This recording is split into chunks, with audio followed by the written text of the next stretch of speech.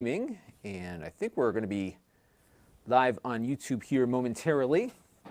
And then once we get to YouTube, I will spin up my Amazon stream as well, and then we'll get going. I've got a lot of odds and ends to do today. So let's wait for Amazon to get its stream. Hopefully it gets it soon. So yeah, I got a couple of things that I just want to get configured. So we're going to do some configurating. And then I also, why is that not working yet? I also have a few other things to play around with because I have a few ideas for upcoming streams and I want to mess around with those as well. And for some reason though, the YouTube stream is up, but the stream to Amazon is not yet working. So I've got to wait a second here to get the Amazon one going. Let's take a look and see what's happening here. So I've got this new method of streaming. I think I told you all about this. And what we're doing, instead of going directly to YouTube and Amazon, I have this thing going out to YouTube separately. Oh, thank you for your super chat, Carol. Mallory says the first computer over my shoulder was their first computer ever. Loved it. And which one? The Apple IIgs there? Yeah, that one still works. We're going to, in an upcoming stream, we're going to put the power supply back in that thing and get it going again. Bear with me, folks, for just 1 second here. I'm just trying to figure out why my Amazon stream hasn't kicked on yet. And then we will get to doing our thing here. Huh, very odd. Usually it comes up. So let me see what's going on here. Bear with me, folks.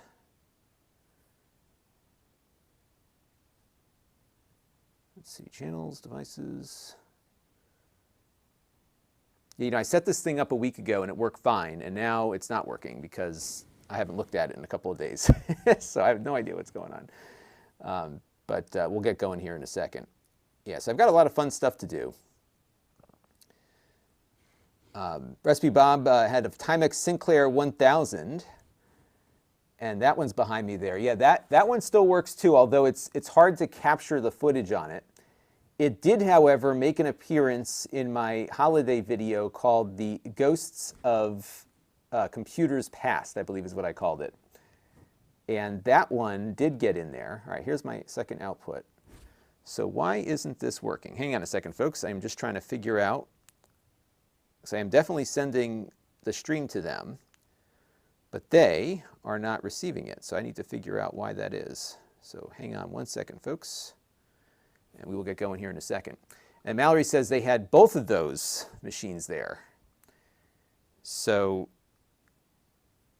okay, hang on a second here. What is this? That is not what I'm looking for. Yeah, I did not have one of those Macs. We had one at school. So that was, I used that Mac behind me. Actually, the one I had at school was slower. So that one's an SE30. And when I acquired it, it was working.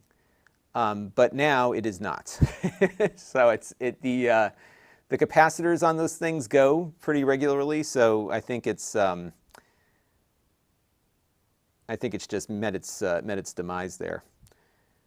Bear with me, folks. I'm just trying to figure out what's going on with my Amazon stream, and then we will kick things off. And let's see here. Yeah, I got the right key in there. Yeah, that's all legit. This happens from time to time with the Amazon thing. It just doesn't let me start.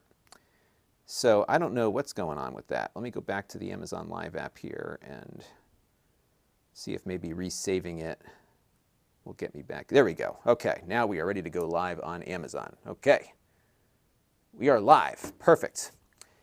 And so what's nice about this new setup is that when I have one of my glitches, when things get like frozen, you get a message up that says, I'll be right back. So it doesn't dump the feed. And that's been great. So I'm paying a little bit for this. It's basically, this is an Amazon service. So Amazon does what like Restream.io and other folks do. You can take your stream. So I'm sending one 2.5 megabit stream up, whereas before I was sending 2 up. it goes to Amazon, and then Amazon sends it out to YouTube and to Amazon, YouTube and Amazon. And then I could add more. I could put Twitch. I can do a whole bunch of others. And then I pay based on the amount of time that I'm streaming. So an hour stream like this is like $1.50. Not bad. And it works. And if it doesn't dump you all out, then it's totally worth it. And thanks to Carol's contribution, I think we are funded now for the next hour. So we're, we're good. And then they do charge me about 2 cents per day to keep the service active for me. So, you know, it ends up being less expensive than using one of those restreaming services. So that's how that works. All right. Let me take a few more questions here. Yeah, so yeah, by the way, if you all want to see that Timex Sinclair, check out the Ghosts of My Computing Past, which was a holiday video that I did, and I booted it up on the Mister, so you can actually run that in FPGA on the Mister, and then you can get it into your HDMI TV. So we've got a bunch of stuff to play with today. The first thing I'm going to do is a little follow-up on the Mevo camera here, and the reason is that it's gotten a bunch of firmware updates, and I wanted to see if the NDI quality has improved, and maybe some of you can help evaluate that with me here. So we're going to do that first, and before I do that, I want to add a few inputs here to my system. So I'm just going to add a NDI stream from my phone so you can see the camera configuring itself. And if you're watching on Amazon, I won't be able to see the chat for a few minutes while we're playing with this because the Mevo here requires the phone to work. So we're going to start broadcasting, and hopefully my phone here will show up on my list of, there it is. All right, so we got the phone on here, and I'm just going to pull up Mevo Start, which is the app that it uses. So here's the app. And then it says, switch on your Mevo. Oh, Recipe Bob, thank you very much for your contribution. That will cover a few more hours of streaming. Thank you very much. That was nice of you. I appreciate your frequent viewership. All right, give it a second here. It's just got to find my Mevo. And we'll let that chew on that for a second. Yep. Let's see, I switched it on, although it's got to boot up. So what it does here, I'll show you with the, so what it does here is it kind of boots up and does its thing. I'm just going to turn on my thing there. Okay, so now I will show you what it sees. And now it is connecting. So we're just going to hit connect. We've got 100% battery life. And you know what I'm going to do, actually, folks? I'm going to bring in a few more things that I can show you here, too. So let's go over to my desktop capture. I'm just going to do the desktop here because I want to show you how you add the camera to the mix after we do all. Actually, this is the wrong one. Hang on a second. Let me close this one. We're going to go add inputs, and I'm going to do desktop, local desktop capture, and we'll just say display 1. Okay. Then you can see exactly what I see. So this is what I see right now. And what I'm going to do here is I am going to go into the little icon there. I'm going to click on Settings. And this is the latest firmware. Now, what they have on the Mevo here is a little app called, a little thing called NDI. And if you haven't heard me talk about NDI before, it is a wonderful protocol. In fact, we are using it this very minute. So right now, my cameras are directly connected to my streaming computer, but my phone that you're seeing here is broadcasting its screen to you all with NDI. Isn't that cool? So what's nice about it is that you can pull up any video source just over the network. It just streams in. And you've got bandwidth considerations. I mean, it generally, if you got gigabit Ethernet, you're fine. But you could do like 4K 60 over that. That's going to consume a lot of bandwidth. But generally, in most cases, you're fine. The Wi-Fi is really the area where you want to be careful. And the Mevo camera here supports NDI. So I'm just going to switch on NDI mode here. That's my hand, by the way. So now what you're seeing here is the output from my phone. Okay, so now what I'm going to do is I'm going to switch you back to my desktop capture here. And what I'm going to do is add an input. And this is a software that I'm using called vMix. And what you'll see here is that the Mevo is showing up as a camera source. And I was just curious to see, what kind of improvements we've seen with with the Mevo since they updated the firmware, because they said they dramatically improved the NDI. Oh, look at that, it's doing the zoom stuff too. Okay, so check this out, folks. Let me pull up the phone app, and then I'll show you how this works. Okay, so you see how it's zooming in on me there? And then on the phone app here, I can change like where the camera pans to, I think, most of the time. Actually, let me go pull this up here. Now, we've covered this device in detail before. So I'm going to turn off all the autopilot stuff here. And before, it wasn't doing this stuff. So what I'm going to do here is like zoom in. Let me find a good area we can zoom in at. Here, let me go get the computers in the background there. Okay. Now, if I move the camera shot there, and let me queue up the Mevo, which is on my input number 8 now. Oops, hang on. We're going to get some echo audio there. I got to turn the audio off. And I'm doing this first because we're going to move this upstairs in a little bit. All right, so now we're going to turn off its audio. I'm going to turn my phone's audio off also. Okay. And we're going to go back to the Mevo here. And so it's got this, this digital zoom on it. And so now you're looking at the Mevo's input. Now I've got it zoomed in at the moment. And then if I pinch out on the phone, or pinch up, here we go, it'll zoom back out. And I don't think my audio is going to be in sync, but that's because we've got 2 different NDI sources, but I think it's looking better. Let's go back to the... I have to do like a frame-by-frame analysis to get a feel for how well it's looking. But I think it's it's been much improved. And again, like you can do all the Mevo stuff with it. So it has this thing where it'll find faces. What I could also do, for example, is I could set, if I do it on auto mode here, I think that's what it will give us that mode. Let's go put on autopilot. And what autopilot will do, let me pull it back out here, is it's got a pretty nice wide angle to it. So what'll happen here is as I'm talking, it will vary the shot. So here, I'll just look at it right now. And I think as I'm talking, it should zoom in on me and then zoom back out. If I had more than one person here, it would do a little bit more. But I think it's looking better. I think it's looking better. So I'm going to do another experiment here real quick. And I'm going to go take this outside briefly, just outside my door back there. And another thing I'm going to test while you're all here with me, I'm doing a lot of testing today, is I am testing VNC to project my screen from the computer over here. And I wanted to see what kind of impact that would have on performance. And it looks like I'm still doing okay. So that's good. So now I've got my thing coming here and I can control it remotely. So I'm just going to go outside for a second.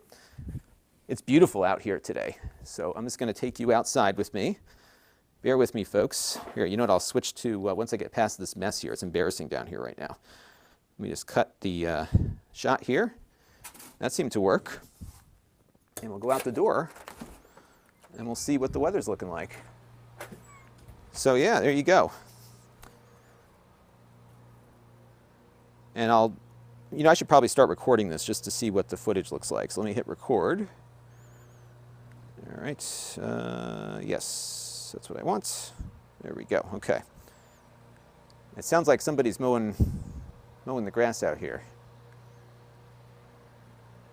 And then the other thing, I got these wood bees out here that are always on patrol, which means that they're probably somewhere in my house, which is not good. So I'm gonna have to call the bug guys in about that.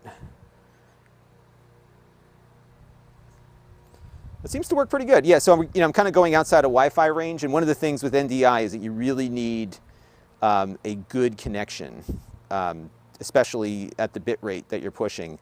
So the max here is 15 megabits per second.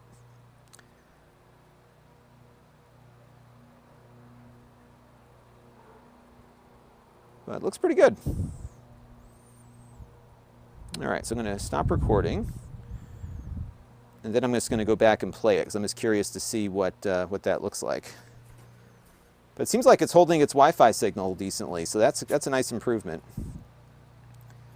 Let me do another little recording down here too, just to show some variation in all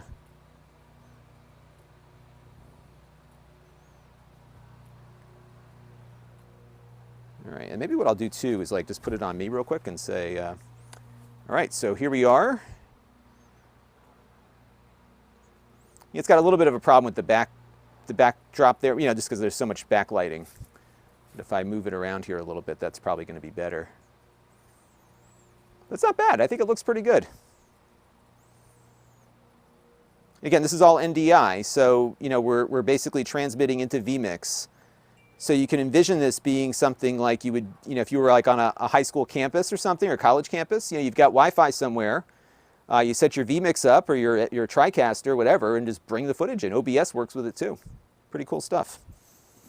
Awesome. All right, so let me hit the end the recording here. All right, there we go. This is cool. I can control my vMix from my iPad.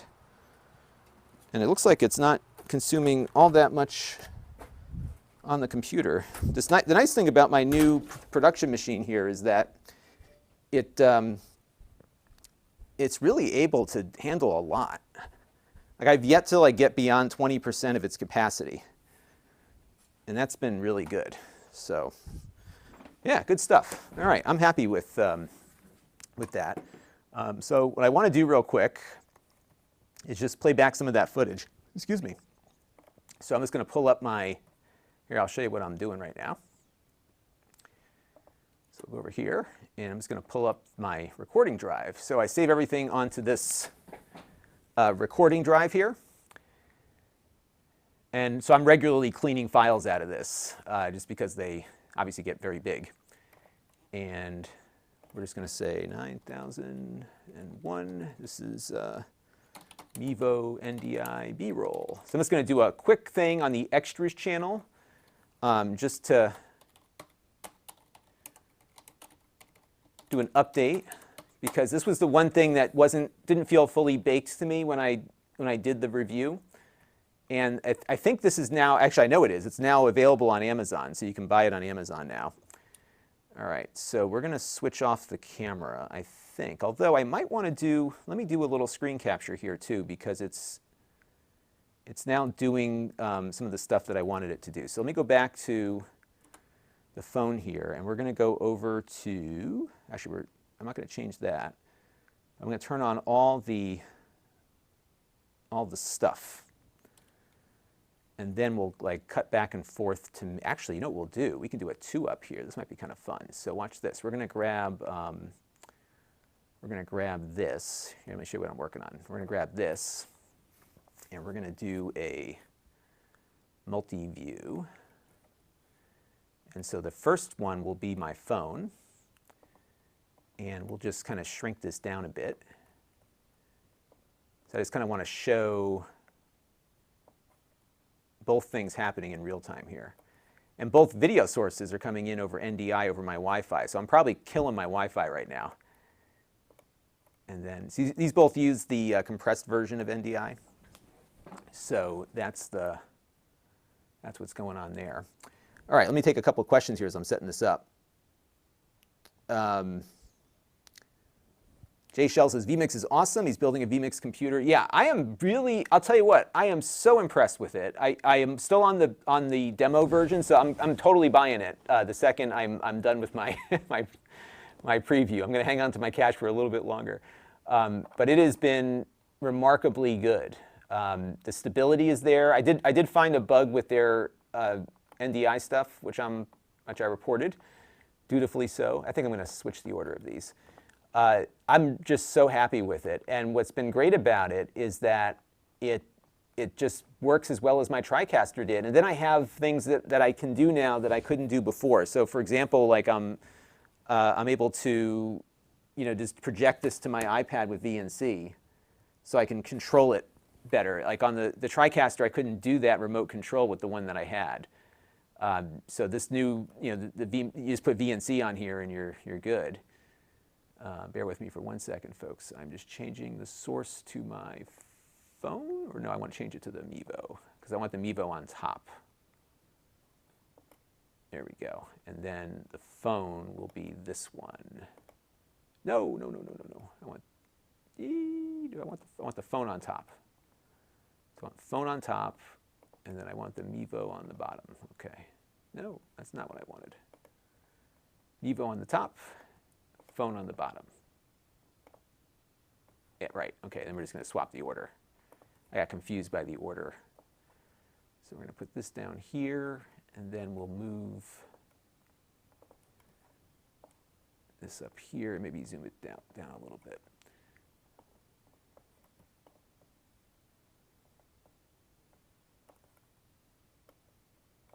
I just want to kind of show it doing its thing. And I want to have that phone thing active, so then it does that. All right, so now we've got all these features enabled here, so I'm going to close this out. And then what will happen here is I think once it detects my face, and so you can see what it's doing here. You know, I think I may want to make that iPhone thing a little smaller. So let's fix that real quick. So let's go back to my 2-up, and we'll go over to overlay 2. So I'm just recording some B-roll. So my intention here, I'm going to crop this a little bit also.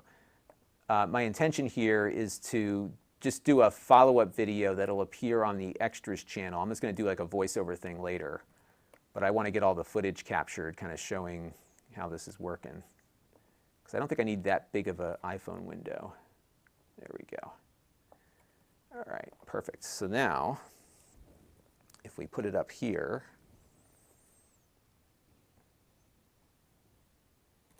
all right, so we're just going to talk, and as I talk here, what's going to happen is it's going to kind of like zoom in and out. So I'm just going to look at my screen here to see what it's up to. So right now it's kind of following me around, and if I move, it will follow me as I'm moving. This is a digital zoom, so it's not going to be as precise or as good as an optical zoom, but it's pretty decent, I think. And there it goes. So then it just zoomed out. And then if I hit this button here, I could force it to go back to my face, for example, or force it back here. And then if it found other people, it would kind of zoom in on them. So you basically get all of the Mevo features, but it's now baked into the NDI, and the video quality looks much, much better than it did before. So I'm really pleased with that. All right, so that's some good B-roll right there. So now I'm going to go and add. I just want to play back the stuff I did outside because I didn't actually see what I shot outside because I was outside at the time. So I'm just going to go and take a look at that real quick. And right now, my PC with all this stuff going on is only at like 11%. It's crazy. If you build like a decent gaming PC, that's all you need for vMix to operate properly, I think. All right, so we're just going to bring in those 3 pieces of footage here. And let's have a look at that one. All right, so we're just going to talk, and as I talk here, what's going to happen is it's going to kind of like zoom in and out. So I'm just going to look at my screen here to see what it's up to. So right now it's kind of following me around, and if I move, it will follow me as I'm moving. This is a digital zoom.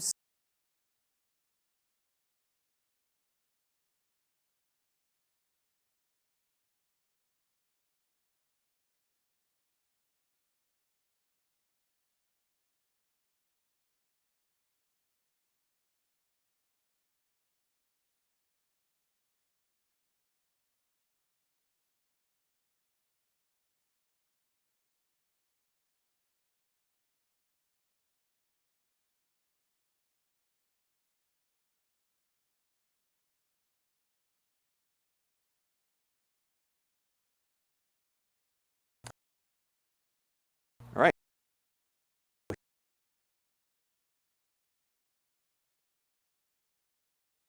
A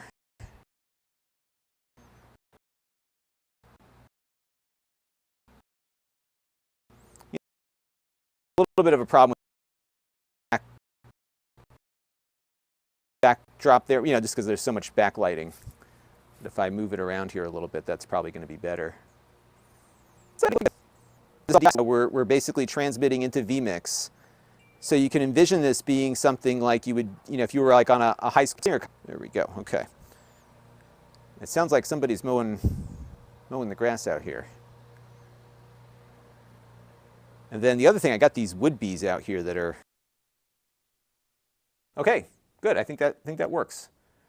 All right, so I'm just going to turn off the Mevo here, and I've got what I needed for that, so that's good. And then it looks like we had a network drop, didn't we? But guess what? You're all still here. Isn't that cool? So that was great. Now I was just playing back that footage to see how it worked. And then what happens now is that if we have that network drop, the nice thing is that it doesn't dump you all out of the stream. So that's what that does there. So that's great. Okay.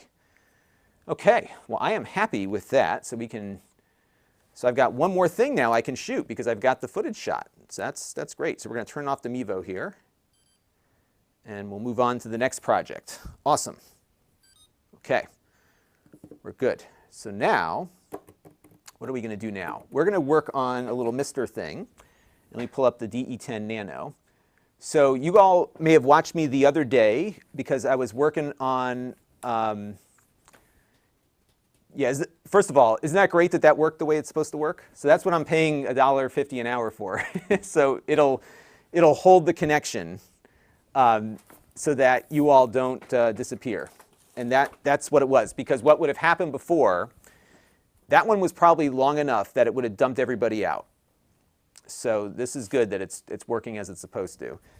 And I go through this with Comcast. It's like it works for months, no problem, and then boom. So I think what's happening now is that the weather's getting warmer.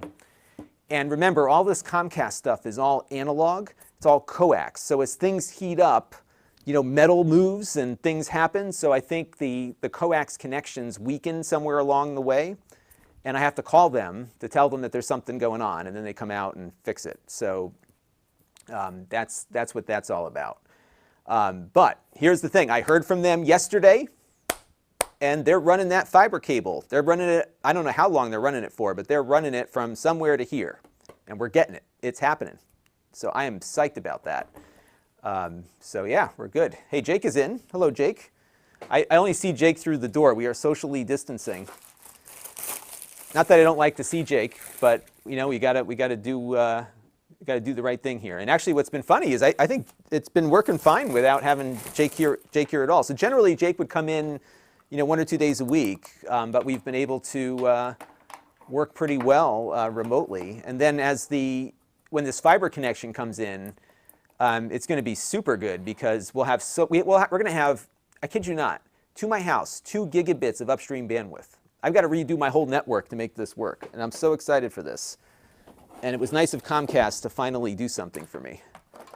I'm paying for it. It's not like it's free, but they were not willing to run it before, and now they are. So it's going to actually be a really fun kind of video series where we try to we explore what we can do with this bandwidth. So what are we doing now? We're going to, let me get this shot up here for you all. Let me pull up this one. We are going to try to get this ColecoVision controller to work with the Mister. Now what happened last week when we were playing with this was that I didn't have a working ColecoVision controller, but now I do. So we're going to see if this works. So I bought this ColecoVision controller from a pawn shop online, and it wasn't that expensive. It's more money than it was $25. But I think it's probably more money than any one of you would be willing to pay for a ColecoVision controller. But that said, you didn't have a ColecoVision when you were a kid, and I did. And there's a couple of games that I really want to play on the ColecoVision, on my OLED TV, or my CRT for that matter, that I can do with, actually let me put this over here, that I will be able to do now with this thing. So we're just going to plug in some things here. I've got to just wire up my connections, and we'll get this going real quick. So I've got that HDMI cable going out that way, and I need to get one for the display. Well, you know what we can do? We can just run it through. I'm not going to play any games. What the heck? Let's get another cable in here. So I'm going to connect that one, and that one should be going right into our Mister. Yep. And then I've got to find my other HDMI cable to run back to my display. Where's this one going? That's a long one. That's like a super long one. I don't know where that one's going. Where did my other one go? I have so many cables that run through this house. So I have this other NDI box that I was using, but they're having some bugs with it, so I had to stop using it. So we're going to be using my other one, which is a little not as good as the one I am disconnecting at the moment. Now, where did that cable go? Let's see, there it is. All right, let's see.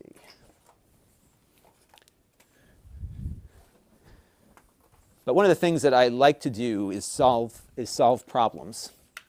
Because if you're into technology, that's all you do is solve problems. So getting this Amazon service to work for the video streaming has been like a super, like it's really made my life better because I've been so annoyed with the fact that I can't maintain a reliable stream. But now I can, and it's just like, oh, thank the maker. I finally have something that works. Okay.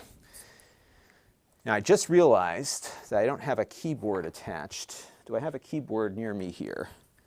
I have a million things like sitting on the floor around me, but no keyboard. So let me go find a keyboard real quick. And we're going to fire up the Mister here as well.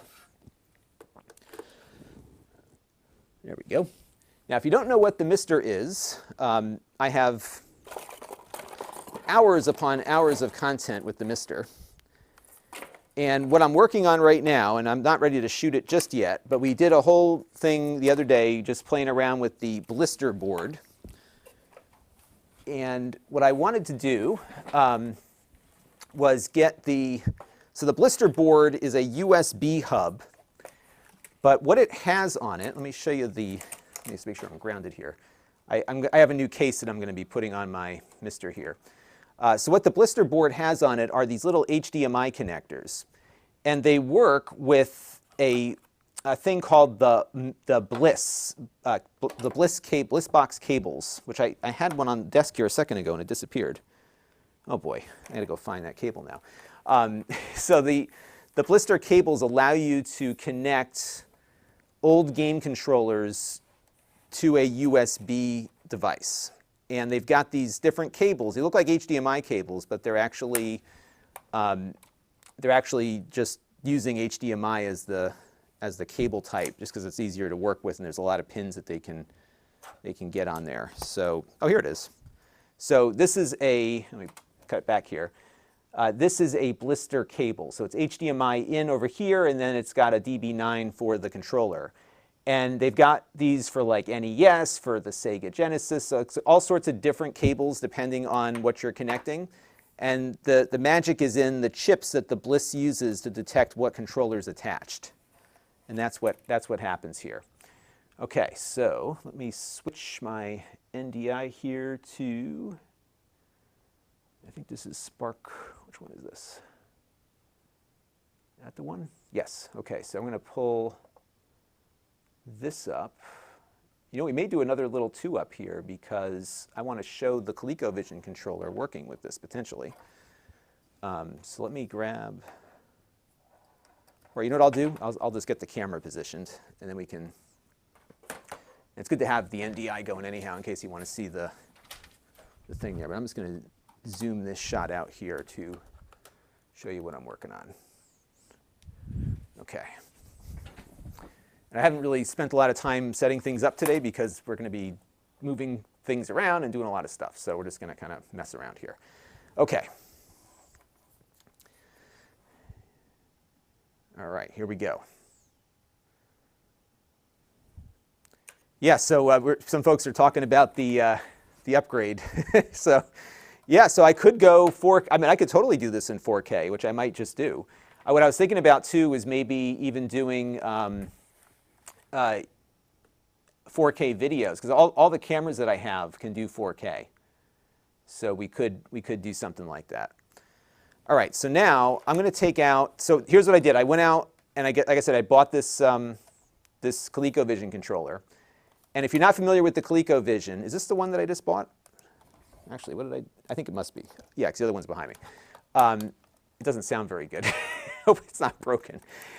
So what's cool about the ColecoVision is that the controller's terrible, but it had these numbers on here, and a lot of the games require the numbers. And I was a big ColecoVision fan when I was a kid, and I wanted to, kind of replicate the experience on my Mister. And the best way to do that is to use the actual controller, because I believe, as a child of the '80s, that you want to relive your favorite childhood games.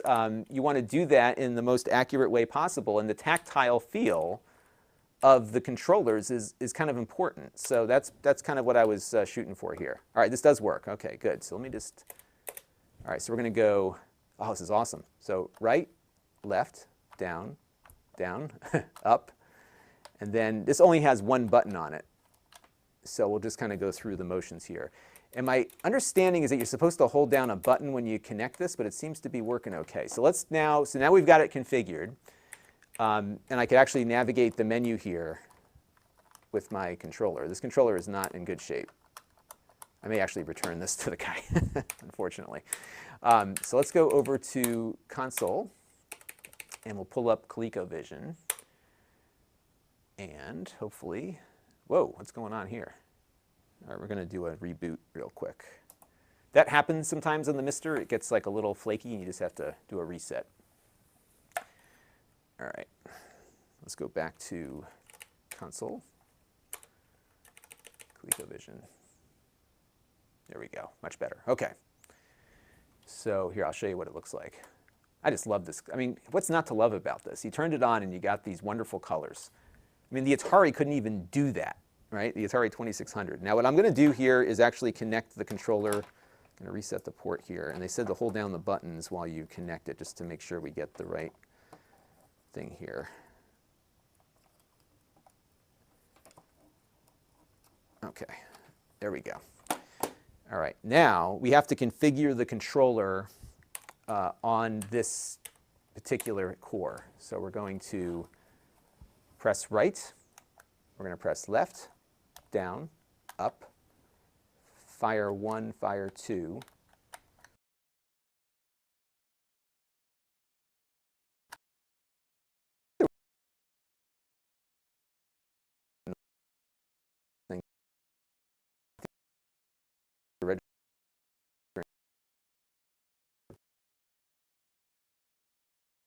But it's not.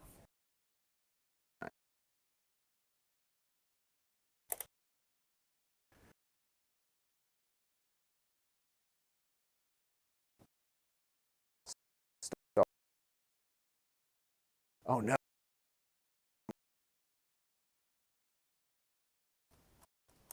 No, no, no, no, no. My other one, the numbers worked, but the other thing didn't. All right, let's try this again.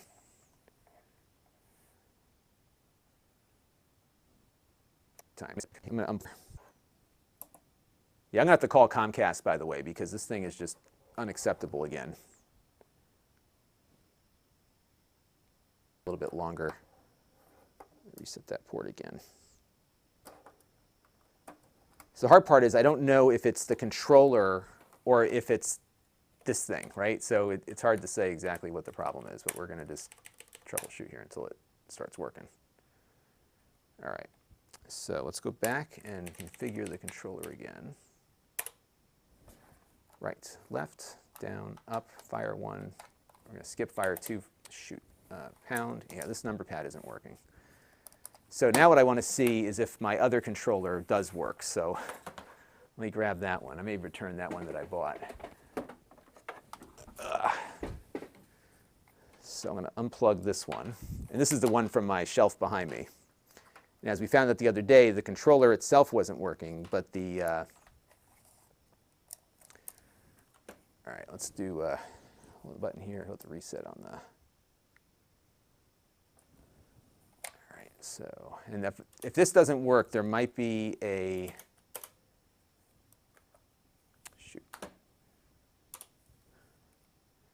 there might be a firmware update for the card, so we'll try that in a minute also, because this one is like totally not working. Yeah, this one's not working either. Okay, so at least that's good. Let me pull this out real quick. there's hope here that this controller actually works, but we'll find out. All right. You see how hard this is? Like, nothing's easy. So he did tell me, and I did run the firmware update the other day, but maybe it didn't get done yet. So we're going to go do that real quick, and let's see if that might solve our problem here. So let's go and reboot, and then we'll jump out to the command line, and we'll see, I think it's F9, yep. We'll go into media, that, scripts. And I have a updater here called Blister, let's see, yeah, Blister Updater. So we're going to do Blister Updater sh. I got to unplug this from the port, I think. So let's just do that real quick. And then what it's going to do is download some updates. Now hold one of the Blister reset buttons and do not let go until this is completed. So hang on, all right, press any key to proceed. There it goes. No pressure, right? If I let go of that button, we're screwed. Okay, so now we'll run it again and do the other one.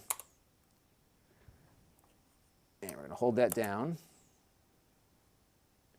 Oh, didn't find it. Let's try it again. May have jumped the gun on that. All right, ready to update. Hold one of the Blister reset buttons. We're going to hold that one down. There it goes. And what it's doing right now is flashing the firmware on that chip there. And so now, let's reset it again just for good measure. I'm just going to hold these buttons down and plug it in. All right. And now let's go back to, this could just be that I have a controller where the controller works on one and the number pad works on the other. If not, I'm going to write to my friend here that makes this thing and figure out what the heck's going on. All right. Because that's this whole exercise here, is to get this to work. Okay, so define Coleco buttons. Press right, left, down, up. One. Okay, that one doesn't work. It could just be that button's broken. Yeah, see, these aren't working. So let's undefine this one. That's not working. One. Yeah, it's not seeing those. So it could be that this controller doesn't have a functional number pad. So let's go out of here, and I'm going to plug in this other one. You know, it's funny, this one's actually working now. Let's go and define Coleco buttons here. Right, left, down, up. This is mine. That didn't work. Fire one, fire two. Okay, so that's consistent across the board here. All right, so you know what? This may not be a broken controller. There could just be something still wrong with the firmware. So let me reset the port here. Let me hold down the button and reset the port again. And let's define it again, right? See, now it doesn't work. So maybe I got to hold down the other button when I plug it in. There was one button that you had to hold down.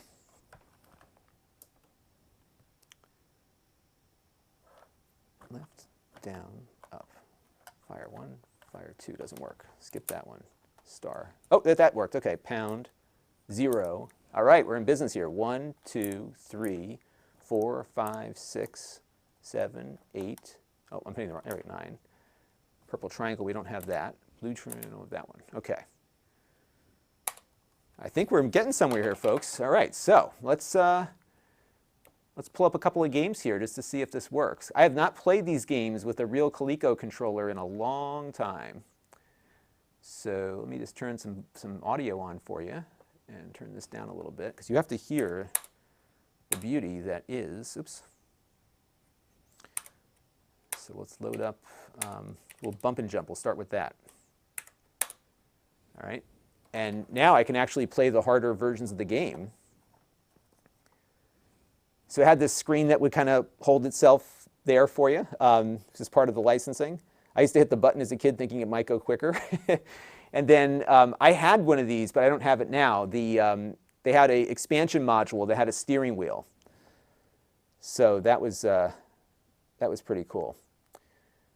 All right. So let me hit 1. And, you know, I'm going to do like the super hard one for, because I can hit 4 now. Oh, that's awesome. And there you go. And I don't know if you can, I think you can probably hear this. My controller is totally shot. This controller is shot. But I can pause the game with the, oh, what happened? I just crashed it. Oh, there we go. So the star key would pause the game. So I'm going to switch the controllers out here and see if this one that I bought works better. So I'm going to hold down the right button here. I may have to remap this because it is a different controller. Let's see. I can't, I'll tell you, I really remember now how bad these controllers were. Yes, either there's something, yeah, these controllers are both like totally shot. Can you hear all this? I don't know if I see audio coming through, but I don't hear it on my, I must have turned the headphone thing off. Here we go. Okay, so then you jump, which is the jump in Bump and Jump. But I can't get the up thing to work very well, so that's contributing to the problem here. It's like I have to go diagonally, but I don't remember having to do that before. And those tanks are awful because they hit the thing there and they knock you off. Okay, so let me show you a game that oops, I hope I didn't kill the stream here. Okay, let me show you a game that really made use of this. There was let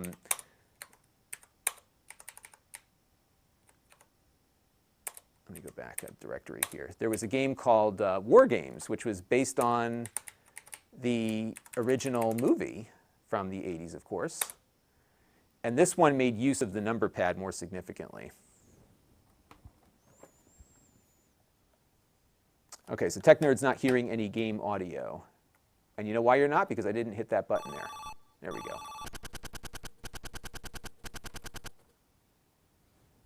So we're going to say, let's just start with 1 here. You're hearing a little bit of an echo because it's probably coming back through my mic. So now what I can do here is I can load up different sectors. So sector B, if I hit 2 now, will get me into sector B. And I'm supposed to like do something here. I forgot what.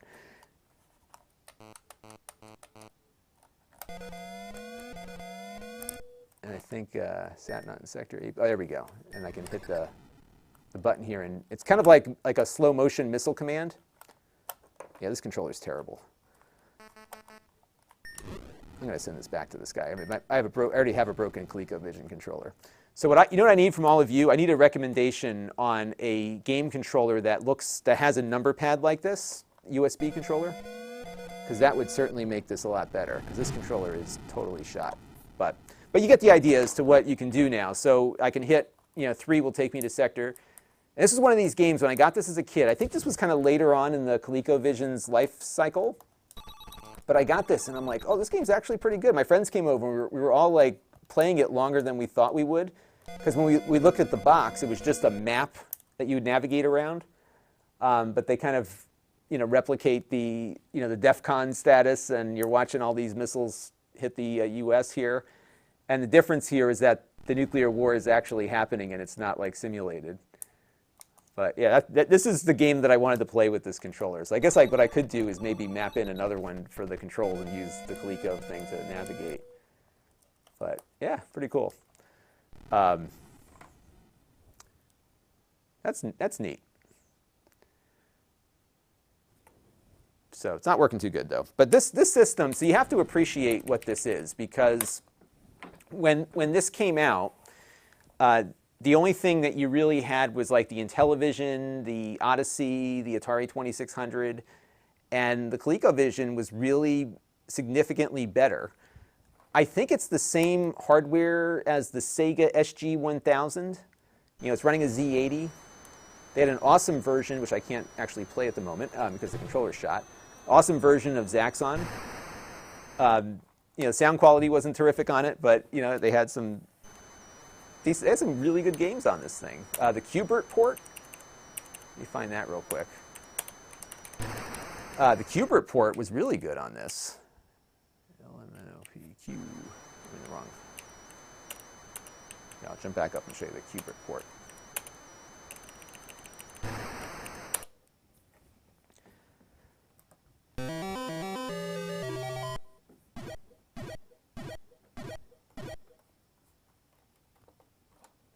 I mean, it's not arcade perfect, but this one the controller works okay with.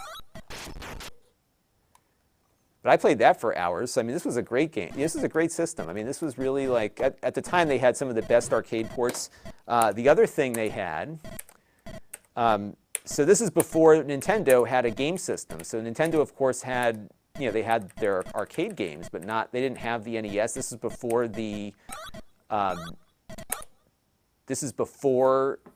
the Famicom even, right before, 82. And so Ryan Linder is joining us on Amazon Live, and he's wondering, how do you get on Amazon Live? So I think if you've got a YouTube channel and you reach out to the team there, they should get in touch with you. Let me know if you have a YouTube channel that you're active on. Send me an email and I'll connect you. It's a lot of fun to stream on Amazon. All right, so if we hit, let's just hit 1 here to start. Oops, wrong controller. The 1 here. Right? I mean, not bad. And this was the pack-in game. It actually came with Donkey Kong in the box. And my recollection from reading some of the history, I just can't move right now. This is controller shot. But my recollection of Donkey Kong was that, he's just like not walking here, was that there was a lawsuit that came out right when this game was released. So that was a good one. They had a great version of Donkey Kong Jr. That was really good. So it's good stuff. I'm really, really pleased with it. So now the reason why you might want to look at the blister board is for these classic arcade controller compatibility things, provided the controller is not broken. Here, check out Donkey Kong Jr. here. But it looks close to the arcade, doesn't it? And if you were a kid, like, this was close enough, because you couldn't get better than that at home. Even the music was pretty good. So, great system. Bump and Jump was the one I played the most, because I just like to smash cards up. I like to smash my Matchbox cards up quite a bit. So the reason why the blister board was interesting to me is, one, that you have the ability to plug these old controllers into it. The other thing that's cool about it is that it works on a low input latency mode, which will connect the controller essentially to the core that is being simulated. So if you haven't followed my Mr. stuff, what you're seeing here is a stack of circuit boards. And there's a couple of different parts here. Some of them are available on Amazon and some are not. Let me pull up the overhead shot here. So the DE10 Nano board, which I will pull up on the Amazon stream here if you're watching, is the DE10 Nano board here is what's running the game. The middle layer. I'll pull back here. The middle. Oops, wrong keyboard. The middle layer here. That's running the game right now. And what it's doing is it's running it through a field programmable gate array chip. And what the people that programmed the MiSTer, or this is the system that it becomes, this becomes the MiSTer, they've replicated the logic of all of these old systems. And you can very quickly switch between systems here too. So you can see we've got all these different things up here. They recently added support for the TurboGrafx 16, also known as the PC Engine. And you can go and just run whatchamacallit here, you can run the Castlevania game. And it just works. Like, it's amazing. We're going to do a stream one night just playing some of these old games and stuff. But you can see how quickly it goes from one system to the next. And you're not emulating here. You're essentially simulating the logic of these old systems. So here is a Game Boy. So we could load up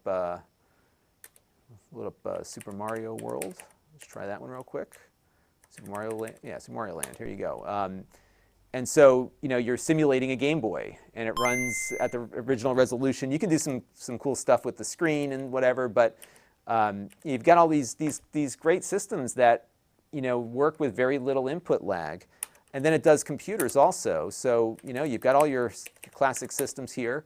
but I could jump over to a computer, for example, and let's say I wanted to boot up an old Apple II, you know, there you go, Apple IIe. And again, this is all not emulated. This is a reproduction of the original hardware in an FPGA that is simulating how these things work. And sometimes it locks up on you. You got to reset it.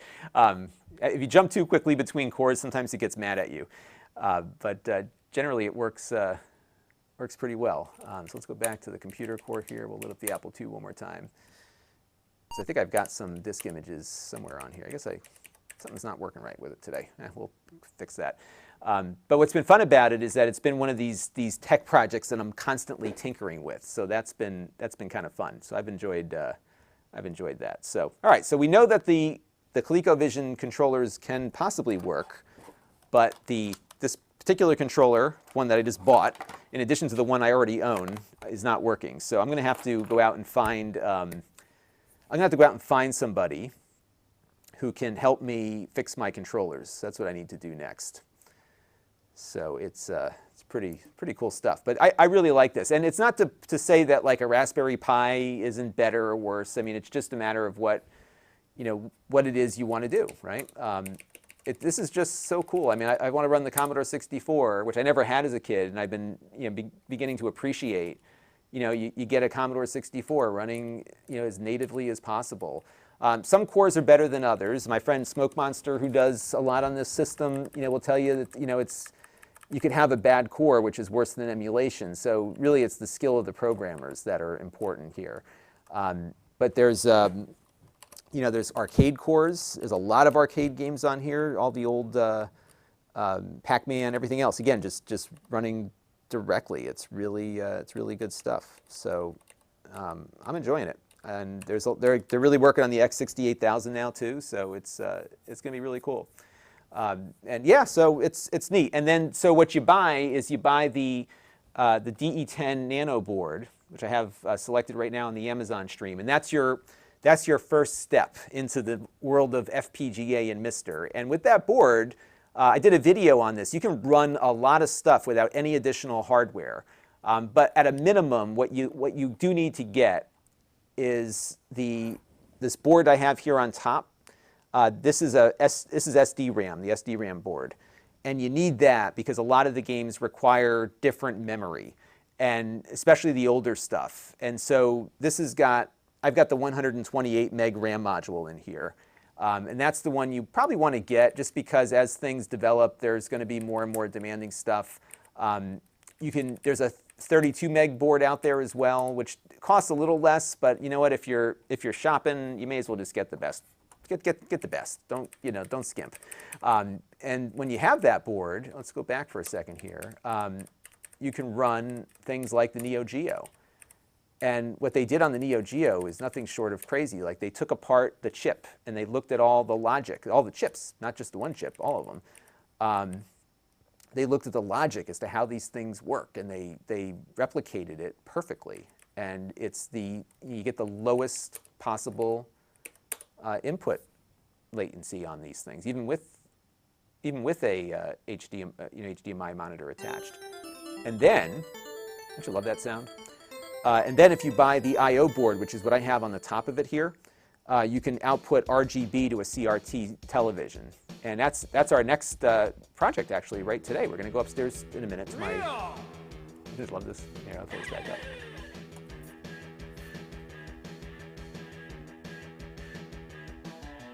Dynamic! Baseball star! Professional! So that game was running in my college cafeteria, and it would just go constantly. So it was crazy. Handquake, thank you very much for your Super Chat contribution. It says you retracted your message. So I don't know what you asked. I may have missed it. So let me know if I can answer any questions for you there. But yeah, this thing keeps getting better. I mean, every week there's something new. And there's just so many smart people working on the project. It's just really, really cool. So I've been really, really excited about developments there. All right, next step. Let me just disconnect this and get it out of the way here safely so I don't damage it.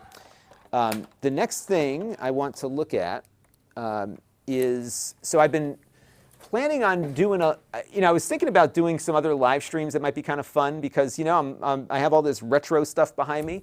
And one of the things I've been thinking about is like streaming some of these systems that you can't run on the Mister that are still really relevant. And the other day I was watching, I'm going to get something out of the back here. The other day I was watching a stream from my friend Bob at Retro RGB. Actually, it was a video. And he was talking about like the 3DO and some of these systems that nobody thinks about all that much, but like what are some of the cool games from back then on these older systems that nobody talks about? And then I was like, oh, I wonder if I can hook up my 3DO and see if it's still working. And sure enough, it's still working. So what I thought I might do is a stream one night of my 3DO. Now the challenge with the 3DO is that it doesn't have an RGB output. It's hard to get it to HDMI without like horrible input latency and stuff. And I think the best way to show how it's going to work will be to actually play it on my CRT upstairs. And to do that, what I thought I would do is hook up this thing, which unfortunately you cannot find on Amazon, but it's called the RetroTink 2X. There's a new version of it out. And this is what they call a line doubler. So if you're dealing with interlaced content like what the 3DO outputs, it will send out I think a 480p or a 240p signal out the HDMI. So you get a really good image out of your devices. It supports RGB, so we've hooked up my Sega Genesis to it before, and that's worked great. But again, the 3DO doesn't support RGB without modification, but it does have S-Video. It's not great, but it's better than the composite. So we're going to play around with this in a second.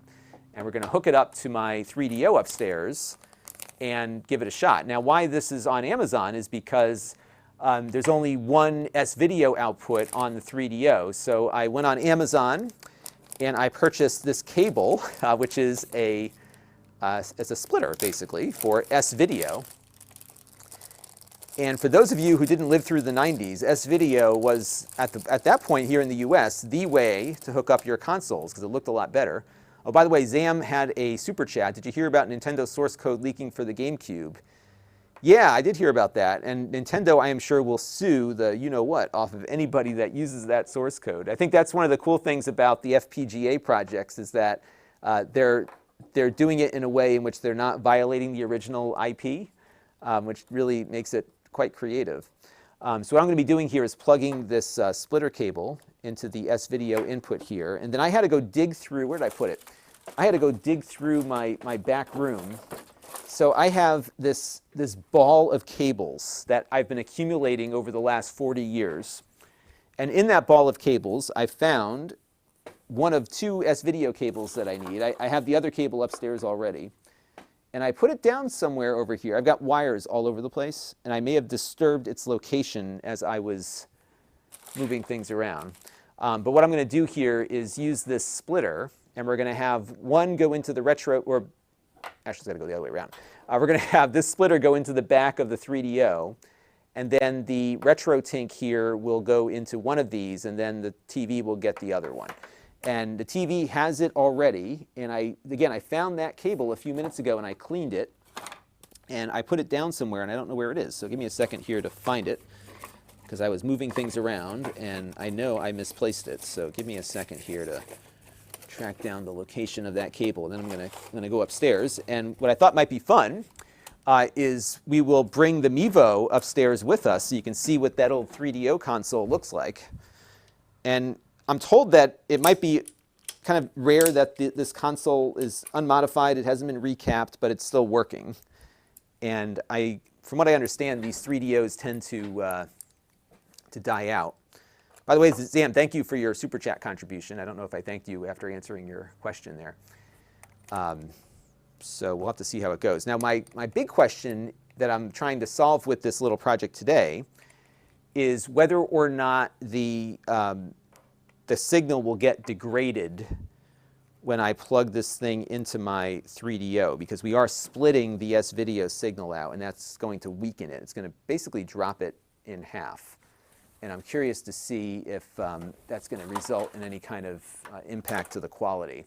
And the other thing I've got to find, because I totally forgot, here it is we need my mini HDMI to full-size HDMI. There's a new version of the RetroTink board that works with a full-size HDMI cable now. All right, so we got this. And where did I put that cable? I had it here just a minute ago. And then we'll go upstairs. So I'll go upstairs, and I'll take you with me, and we'll hook this thing up. Here it is. Okay, so let me show you. If you've never seen an S-video cable before, well, you saw one a minute ago, but this is what the cable looks like. So you've got multiple pins for multiple colors and sync and everything. So that's how that worked there. All right. And Trap says no, most 3DO models have decent caps. All right, good. So I guess my thing should be pretty good. There was one thing that I read about the 3DO that it does with its S-video, like it's interlacing, it's doing something to the signal to not make it look as good. So that was the one thing that I had heard about with it. All right, so I'm going to run upstairs. I'm going to take my iPad with me to control this. So talk amongst yourselves. I'm going to boot up the Mevo here in the interim. And what we'll do is we'll set this thing up, and hopefully, if all goes well, I should be able to operate all of this from upstairs. And I think I've got enough range on my mic, so the mic will pick me up down here while I am upstairs. Because this mic is like amazing. This is the Sennheiser AVX mic there. All right, so if you are in the chat room, can you let folks know that I am going upstairs to set something up, and you can all talk amongst yourselves and be excellent to each other, as Bill and Ted like to say. And I'm just going to set up the Mevo to start broadcasting NDI, and I'm going to switch to the Mevo for my output. Once that comes online here, I'm just going to turn off all the automatic stuff, because then I can just show you what the, perfect, okay. All right, perfect. Okay, so let me go upstairs. I'm going to take the tripod with me also, so you all can see what I'm doing here. Let me just turn the audio off on the Mevo camera. NDI Mevo, we're going to turn that off. And it might drop because I'm going to be switching access points, and we'll see what happens there. Omega says, I'm glad I showed up for this. Good, hopefully this will work. We'll see. So I will be, as they say, AFK for just a minute or two. I just have to get upstairs to hook everything up. So I've got the iPad, I've got the RetroTink, I've got everything I think I need. And this is going to be a fun experiment, because if the Mevo works up there, it'll be a good test of the Mevo while we're doing all the other stuff. And then this will set up an opportunity for us to do more streaming in the future. So I'm just going to keep chatting here so you know that I'm still with you. And let me just go upstairs real quick here. And I'll be getting back up online here in a second.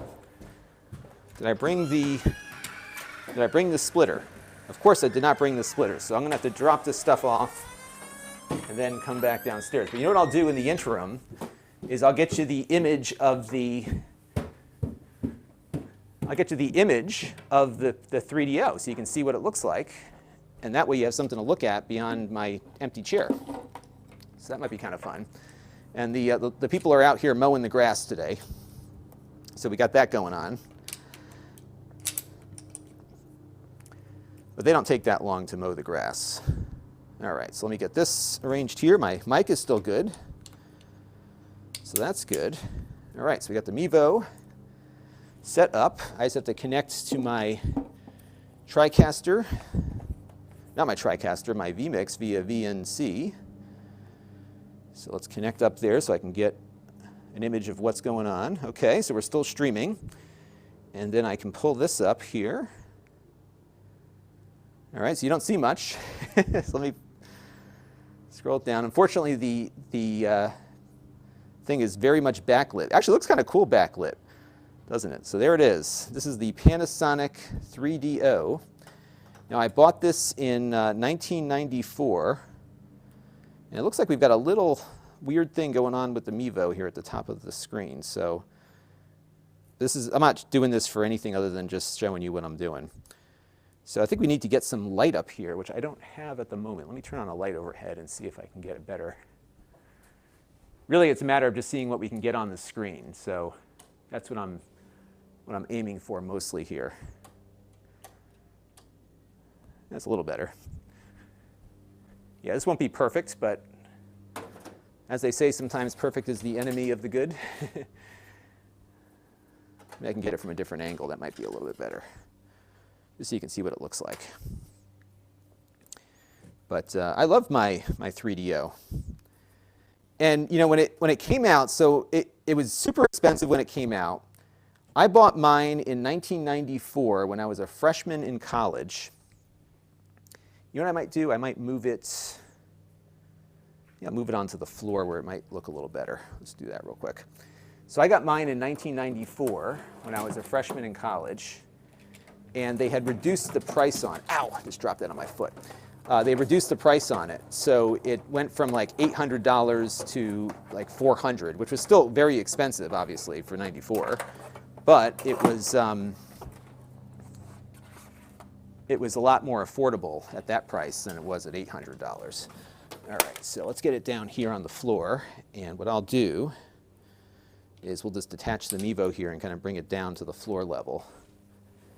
And that should give you, there it is. Oh, that's so much better. Okay, hang on, let me just give you the full view here. There we go. All right, so now you can see it in all of its glory. So this is it. And what we're going to do is connect this to the RetroTink and to my TV. And what I need to do is go back downstairs and get the splitter that I neglected to bring upstairs. And I'll show you how all this stuff is going to come together here. Because again, my goal here is to be able to watch this on my CRT while I stream it. So that is what we're attempting to do here. And then I'll pop the chat back up. This won't be long. We're not going to do the whole stream today. I'm just trying to see if we can get this to function properly.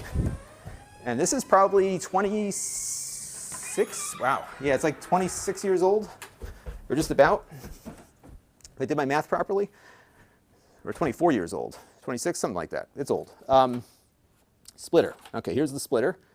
You all are still with me, which is good.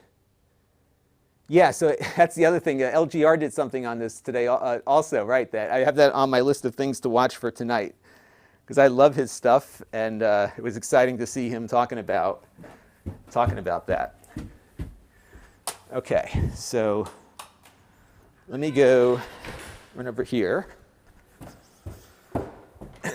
Then I'll show you what I'm going to try to hook up here, and we'll see if it all works. Okay. Getting a good workout today. All right, so here is what we got. We've got the 3DO. We have the splitter. And this splitter is going to go in the back of the 3DO here. And I'll show you the back of the 3DO, actually.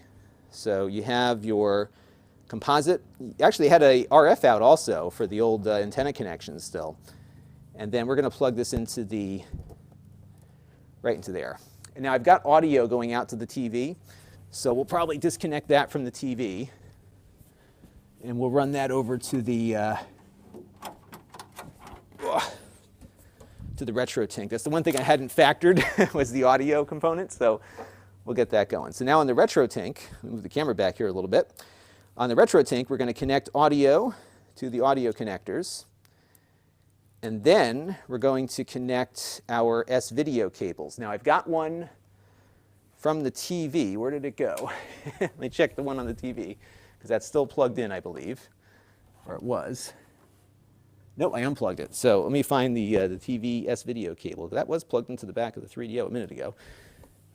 Here it is. Okay, so we're going to take this one, and we're going to plug it into this port here. And then we're going to plug this into the back of the TV.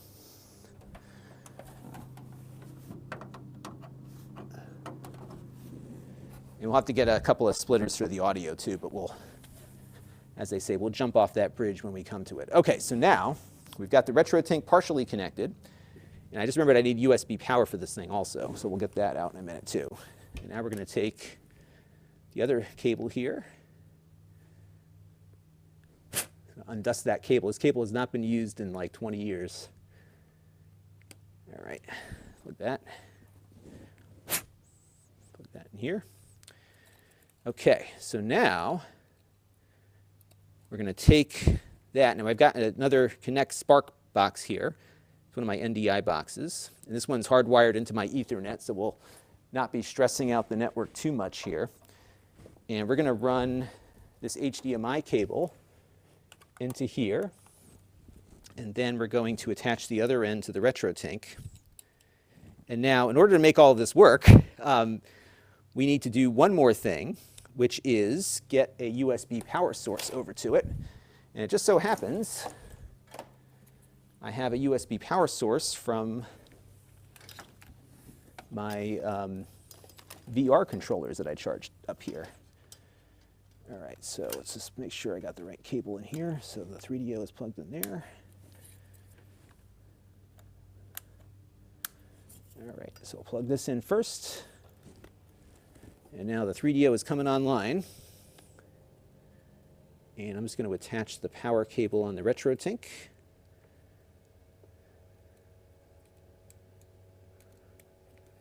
Okay, then I think I have to switch modes. So what I'm going to do now is I'm going to add an input to my vMix here. So we're going to go to NDI. And the other Spark should be appearing on the list here. So we'll say, I think it's this one. Oops. All right, so I think we're coming up here. Let's take a look. All right, so not yet. So I'm going to hit some buttons here until it, so I've got to select the right mode here. So we're going to have to go to,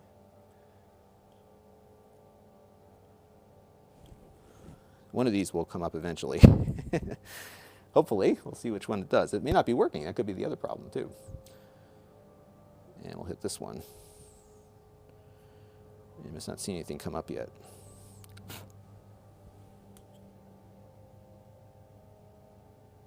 So I think it's this one is the one we want. Yeah, let me unplug and plug back in here because the 3DO is definitely on. And I'm just waiting to see. So right now I just have a blue screen on my box here, but that doesn't mean anything. But let me turn the TV on real quick and we'll see if the CRT is working and then I can further troubleshoot this out.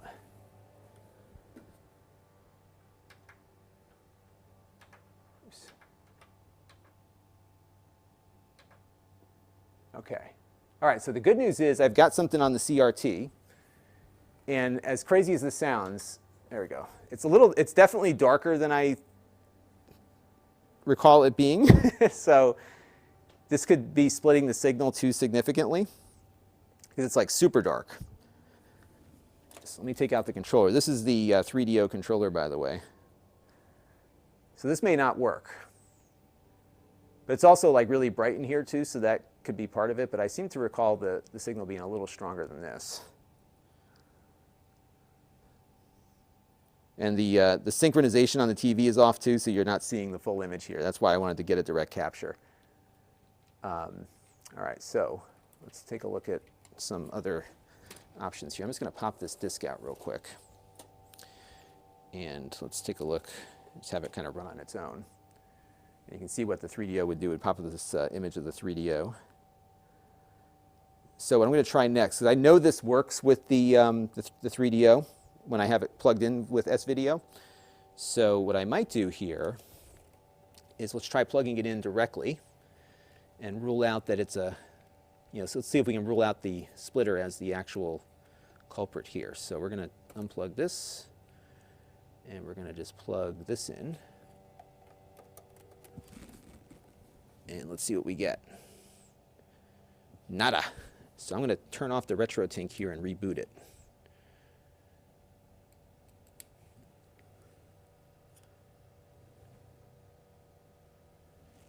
And we're still not seeing anything here. And it could just be too that this board doesn't like the RetroTink, my capture device here, so that could be the other problem here too.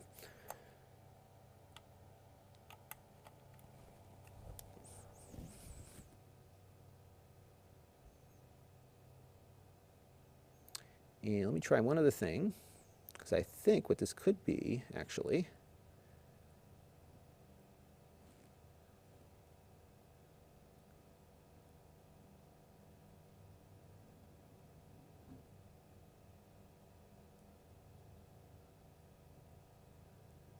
might be on the wrong device too. So let's go to the second one here. Oh, here we go. Okay, hang on, folks.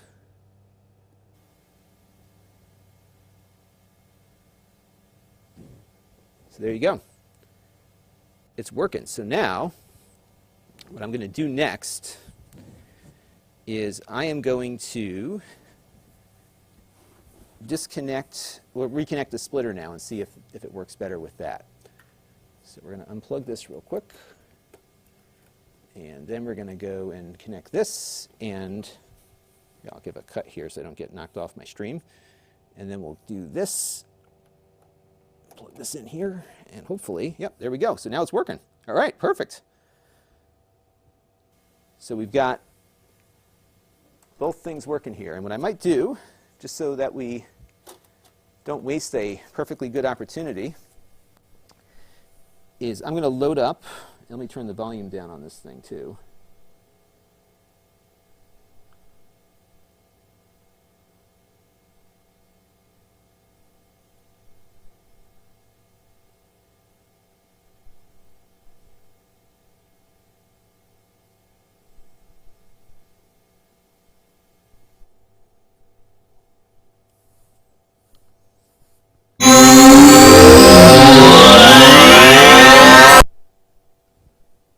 And it's definitely working on both the TV and... We are FedNet. The year is 3037, and we are now in control. On the TV, I think. There it goes. You can't see it because it's just super dark right now. I don't know if it's the video that's playing or what. Data for the Starfighter project. Splitting that signal too much. And the RetroTink here seems to be doing a better job of getting that signal synced up. And yeah, let me just play through something real quick here and see what happens. Now this game, I hadn't played this when it was out, but apparently this game was out in the 90s when the 3DO was kind of at its peak. I think this game was like a 94 game.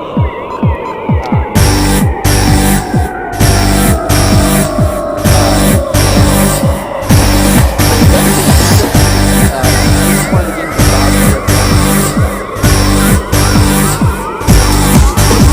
here playing this. Rookies, sorry for the audio start problems, here. everybody. Hopefully it's Welcome to FedNet Total Immersion Systems. Simulation program.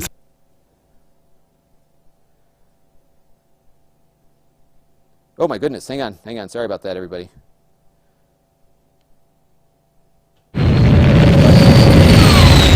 Formation locked. Okay. Engage all weapon systems. Okay. And accelerate to maximum velocity. We're going in.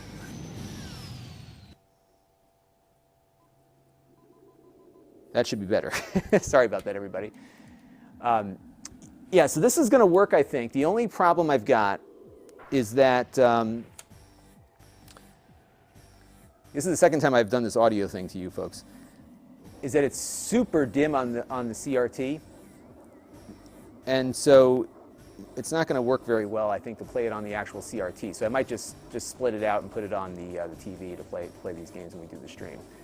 Now here's what's cool about this game is that you can leave the planet that it's on here. Isn't that cool? It's kind of ahead of its time, isn't it? I don't know why that came over so loud. I'm sorry, everybody.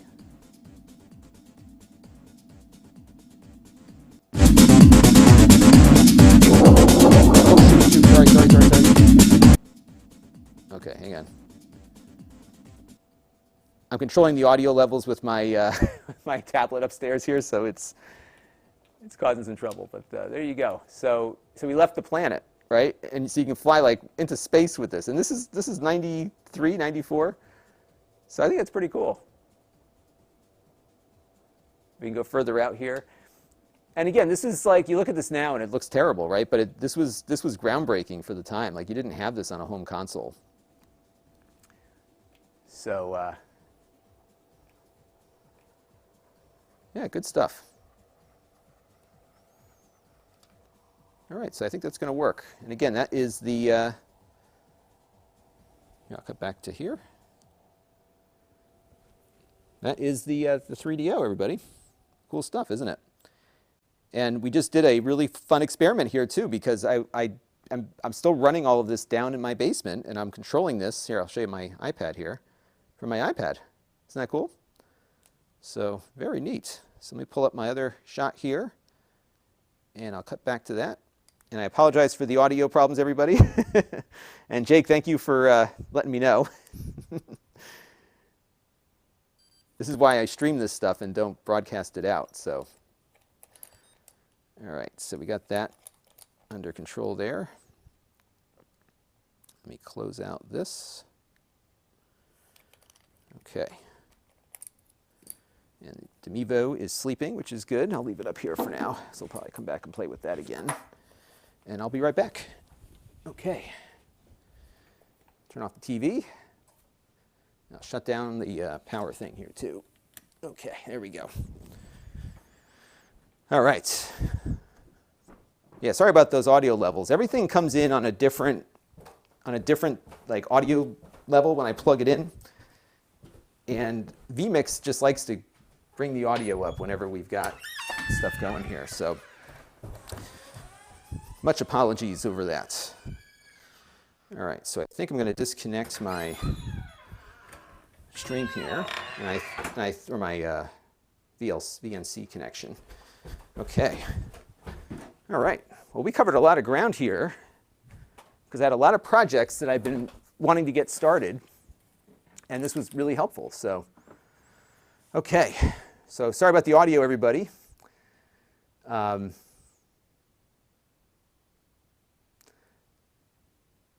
Yeah, sorry about the headphone stuff, everybody. Oh my goodness. Yeah. So there's some comments here about the 3DO emulator on Android. It's called Phoenix, and that one's very good. That's probably I think it's the best one that's out there. I did buy that one. I have it on my NVIDIA Shield. So that one's pretty cool. Yeah, sorry about the audio, everybody. Okay, so we are back. So when we do the actual stream with this, it will sound a lot better. Flood of Sins is here.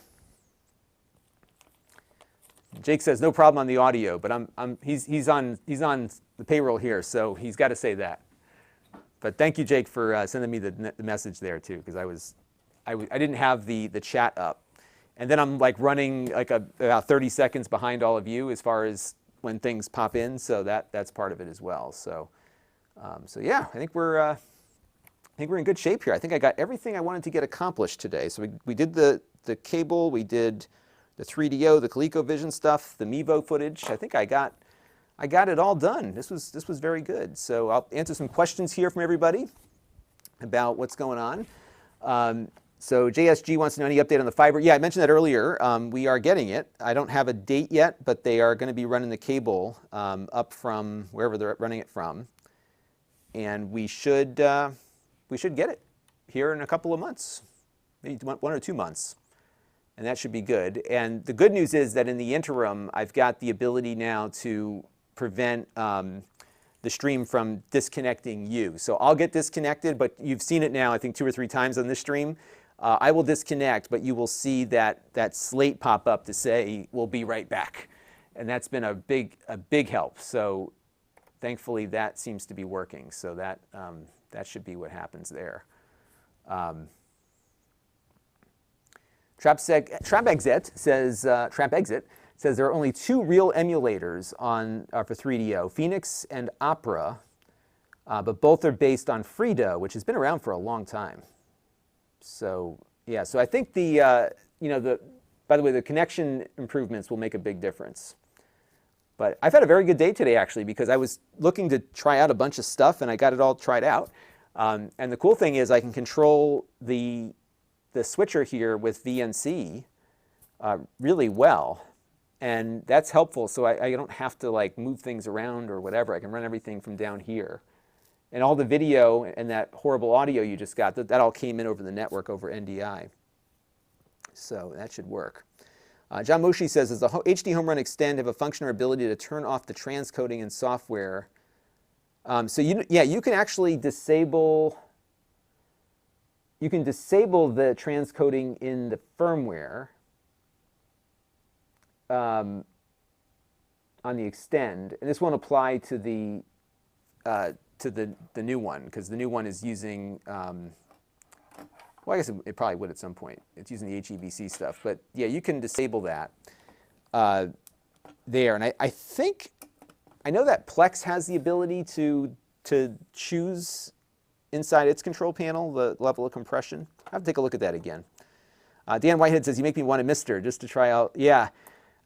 There are UK-specific Mister retailers out there. If you go and look at Pez, what's his name? Pez on there's a guy named Pez that does these great updates on the Mister on YouTube, and he's definitely somebody you should check out. But yeah, so I think what we'll do is just looking at the signal loss to my television. The TV was like super dark, so I don't know if I'm going to be if I'll be playing on the thing there. But I'm curious how the footage looked. Let me rewind here and just take a look at what it looked like on the. I'm just playing it back on the YouTube side now. Actually, it looked pretty good, I think. This is off the RetroTink. Yeah, it didn't look too bad. And it's interesting because on my TV, on my OLED TV, it doesn't look so great. The RGB from the Sega Genesis looks much better than the S-Video. Pez82 is the guy, by the way. And what you can see, and you probably saw this when the spaceship was going into space, that you don't get like a nice true black. There's a bit of a gray underneath it. But yeah, it looks good. I'm just watching my my computer screen here. Cool. All right.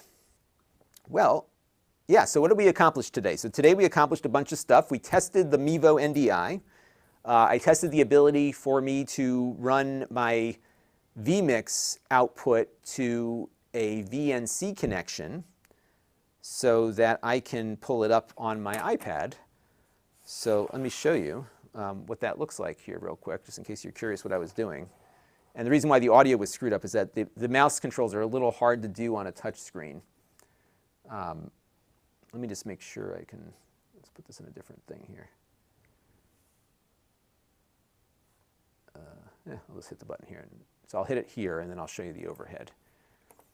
So if I hit this, and then I can connect to my vMix. This is just a VNC connection. It's not perfect, but I got the ability to control everything.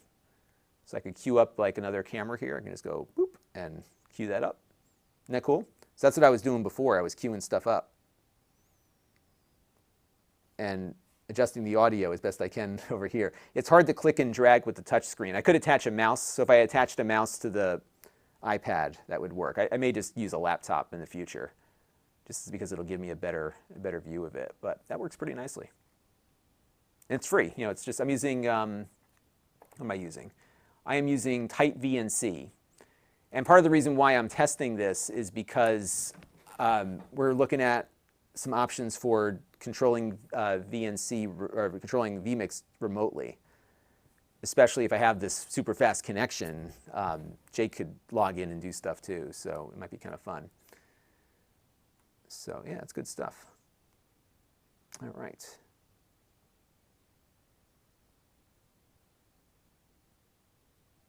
Oh, so Trap Exit's got some. So Trap Exit, are you involved with the 3DO scene? It looks like you might be here. I'm just looking back through some of your chats.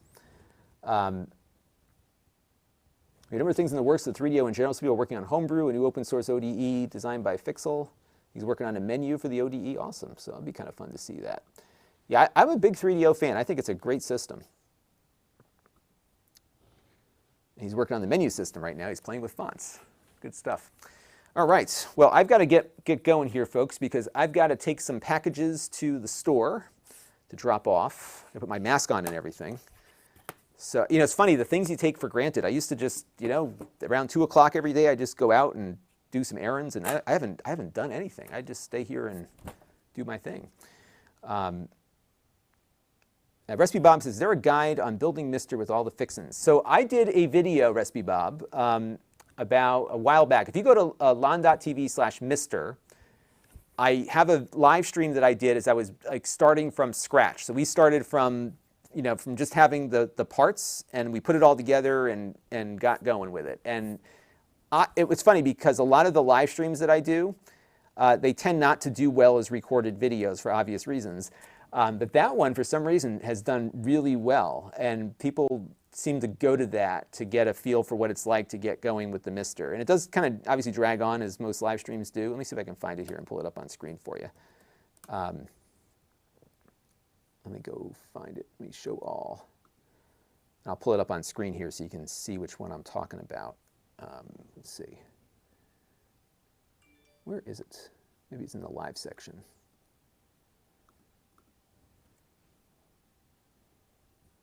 Let's do a search. Title contains Mister. Yes, so there's a video called Assembling My Mister. It's had 14,000 views. I'll pull it up on the screen here. Let me add that to the mix here. Let's go to display 1.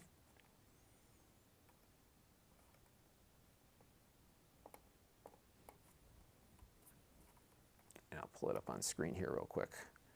Look at my haircut. Actually, I had a haircut there.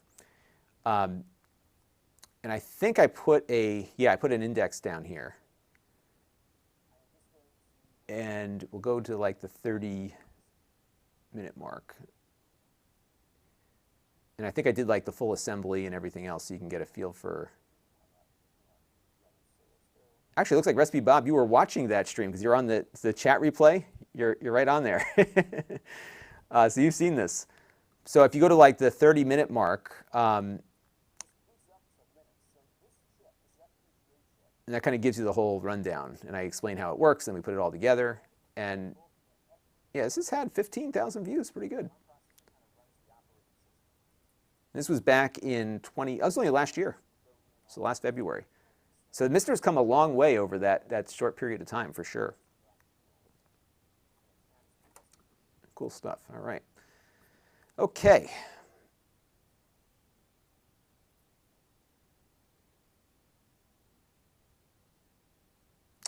All right, well, I am going to head out now, everybody, and put my mask on and go deliver some packages, get rid of some stuff here. And I appreciate you all tuning in. I apologize for the audio issue a little bit earlier. I know that probably blew a bunch of people out of their seats, and sorry about that. But we will be back again very shortly. My next project, I think, for a live stream is we're going to do a dual boot Linux scenario, because we have been looking at a lot of gaming laptops lately because the price on these laptops that have GPUs attached are coming down. And a lot of folks wanted to see like Linux running on one of them. So I still have the Lenovo from a few weeks ago. So I thought we might do an install of Linux on that one, Pop! OS, and then look at dual booting between Windows and Linux on 2 different drives. I think that's the track I'm going to take with it. So I think I'm going to do that. And I want to thank some folks real quick before we head out here, because we had a couple of super chatters. So I want to thank you all. Let me just pull up my list here. And I've got to update the end credit rolls soon too, because it's we have a bunch of new names to put on there. So I want to thank Carol, Recipe Bob, and Zam for your super chat contributions. And yeah, good stuff.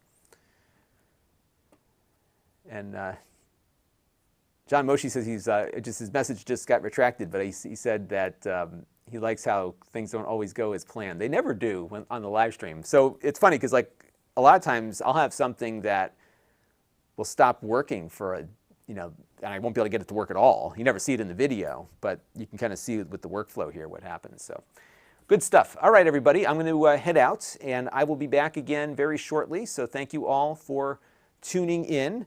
I'm going to say goodbye to the Amazon folks now. I'm going to disconnect you all, and I'm going to now disconnect the YouTube stream. you'll see my, my thing saying we're having technical difficulties pop up for a second too, and that'll do it. All right, everybody, have a good evening and stay safe out there, okay?